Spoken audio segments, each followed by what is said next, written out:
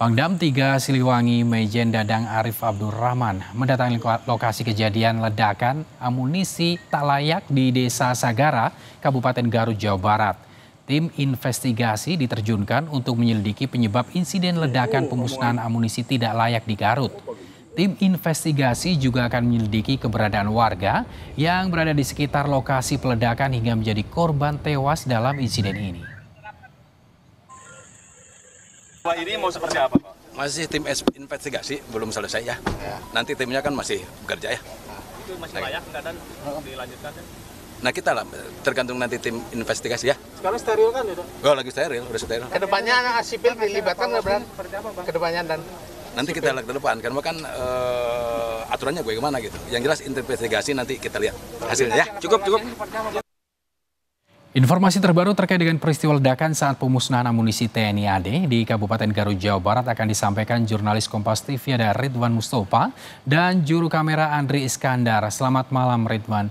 Ridwan, bagaimana dengan perkembangan proses identifikasi korban? Ini seluruh korban berhasil diidentifikasi, namun ada 2 korban yang sampai malam hari ini, informasi yang kami dapat ini belum dipulangkan ke rumah duka. Apa kendalanya?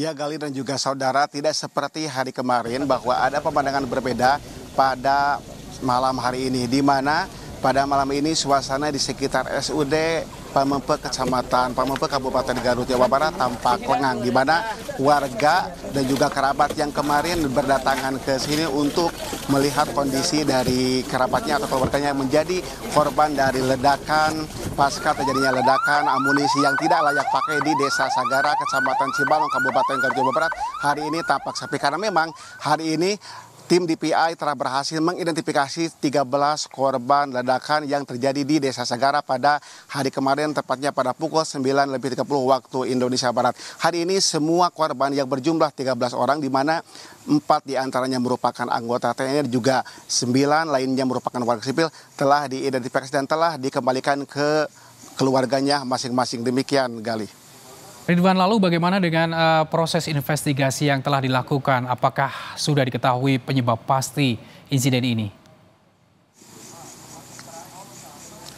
Kalau untuk investigasi memang masih dilakukan oleh pihak terkait, juga memang belum ada keterangan resmi dari TNI berkaitan dengan investigasi pasca terjadinya ledakan atau penyebab terjadinya ledakan yang terjadi di Desa Sagara pada hari Senin kemarin. Namun demikian, di lokasi kejadian atau di tempat kejadian perkara, tepatnya di Desa Sagara, memang masih dipasang garis polisi. Tanya itu memang semua warga yang melintas di kawasan itu memang disterilikan dan tidak boleh adanya aktivitas sama sekali di kawasan tersebut. Dan juga memang belum ada informasi resmi apakah garis polisi tersebut akan dipasang sampai kapan, mengingat memang petugas dari TNI dan juga polisi masih berjaga di lokasi tempat kejadian perkara. Tanya itu mulai tadi siang hingga malam ini sudah banyak warga yang kembali ke rumahnya masing-masing dan tidak ada lagi warga yang menunggu di sini, menunggu